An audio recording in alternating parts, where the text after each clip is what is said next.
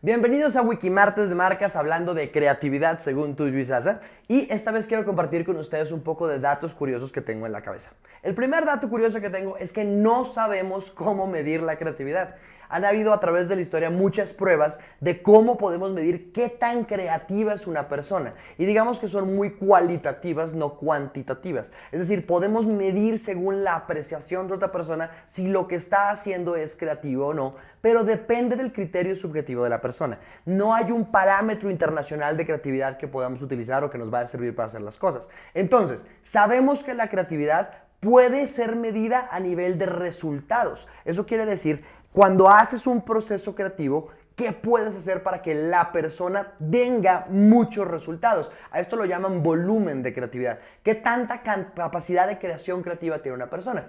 Pero la calidad de la creatividad es subjetiva. Es decir, alguien puede decir que es creativo y otra persona puede llegar a decir que no es. En cierta forma, por eso esto es un proceso un poco artístico. Tiene que ver con la subjetividad. Ya saben, la belleza está en los ojos del observador. Entonces sabemos que es un proceso artístico porque funciona, pero no le quita que es una cualidad humana. El segundo dato curioso que tengo para ustedes es que la palabra creatividad es algo muy nuevo. Incluso no tan nuevo como les conté en historia, que lleva 500 años. Realmente desde 1920 tenemos la oportunidad de decir creativity, en inglés, creativity.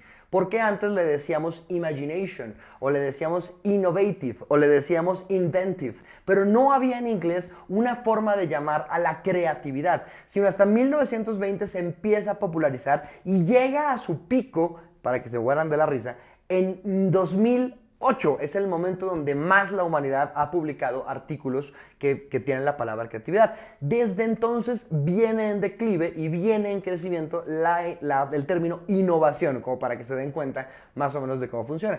En español no es sino hasta 1950 que empieza a pasar lo mismo que pasó en inglés y aún estamos en pico, es decir, aún no llegamos al pico de la creatividad y probablemente después de ese pico vamos a empezar a ver cómo baja. Pero como se dan cuenta, realmente se trata un poco de cómo podemos evaluar la información que nos está llegando allá afuera para que tengamos creatividad por dentro. Es decir, qué tanto nos podemos mojar del ambiente de creatividad para hablar de creatividad.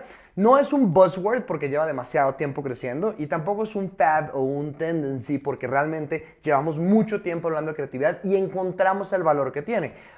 Pero tenemos que darnos cuenta que como disciplina lleva menos de 60 años, que hay muy pocas personas que se han sentado a darnos el tiempo de generar un proceso para entenderlo y que hoy en día nos falta muchísimo para poder saber qué tenemos que hacer con creatividad. Pero eso es creatividad según Tuyi Sasa. Sigan explorando un poco de los videos que tenemos aquí y sobre todo miren el cómo aplicarlo, porque aquí es donde realmente les voy a decir qué es lo que yo creo.